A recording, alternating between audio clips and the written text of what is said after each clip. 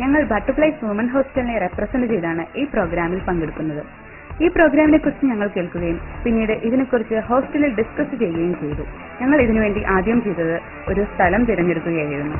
Kondotty bus സ്റ്റാൻഡിന് പിൻവശമുള്ള വലിയ തോട്.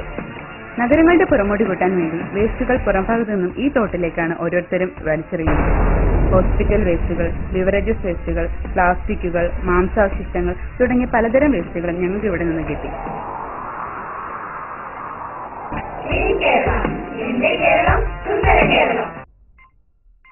ഇനി വരൂ